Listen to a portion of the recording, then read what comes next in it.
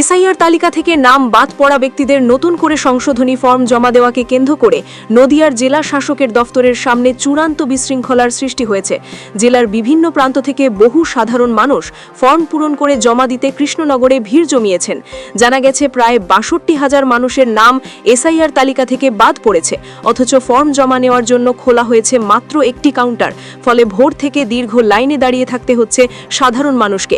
তীব্র গরমের মধ্যেও বহু মানুষ গতকাল থেকেই লাইনে দাঁড়িয়ে ফর্ম জমা দেওয়ার অপেক্ষা করছেন বলে অভিযোগ। এই ঘটনাকে কেন্দ্র করে রাজনৈতিক চাপানুতোরও শুরু হয়েছে। রাজ্যের বিরোধী দল সিপিএম এর অভিযোগ, এই পরিস্থিতির জন্য আরএসএস, বিজেপি এবং তৃণমূল কংগ্রেস উভয় পক্ষই দায়ী। তাদের দাবি, জেলার বিভিন্ন প্রান্ত থেকে আসা প্রান্তিক মানুষজন দিনমজুরি বা কাজকর্ম ছেড়ে শুধুমাত্র সংশোধনী ফর্ম জমা দেওয়ার জন্য এখানে এসেছেন, অথচ পর্যাপ্ত ব্যবস্থা নেই প্রশাসনের।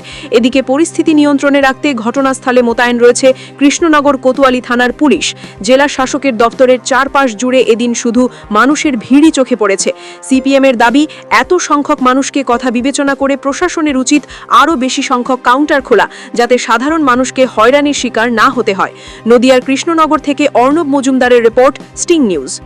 মানুষের এই যে অজস্র মানুষ, নদিয়া জেলার বিভিন্ন প্রান্তের মানুষ সকাল থেকে এসে লাইনে দাঁড়িয়েছে। এই মানুষগুলো হচ্ছে আসলে গরিব প্রান্তিক মানুষ।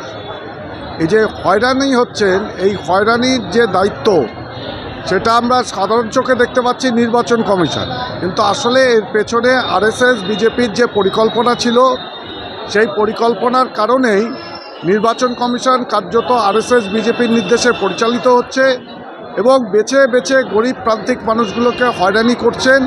এবং এই যে মানুষের হয়রানি, এই হয়রানির জন্য ভারতীয় জনতা পার্টি দায়ী এবং এই হয়রানি আটকাবার জন্য রাজ্য সরকার যে রাজনৈতিক দলটা চালায় তারাও দায়ী।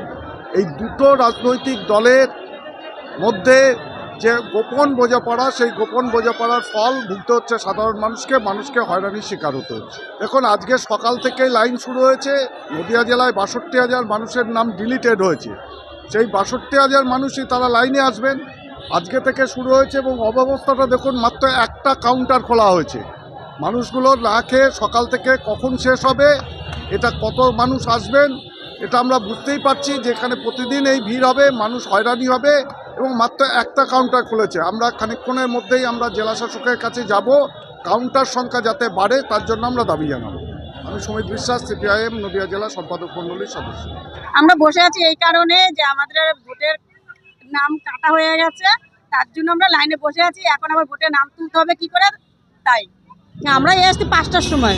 আমাদের পরিবারে আমার একার, সবার আছে, শুধু আমার একা কাটা গেছে।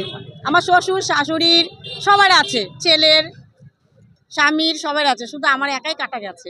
ডকুমেন্টস জমা দিতে এসেছি, Aadhaar card, I card, PAN card, voter list, আমার বাবার, আমার স্বামীর হিয়ারিংয়ে ডেকেছিল, হ্যাঁ, তারপরেও হয়নি। তারপরে আবার এই জায়গায় আসতে হলো। এখন দেখাচ্ছে ডিলেট হয়ে গেছে নাম ভোটের থেকে।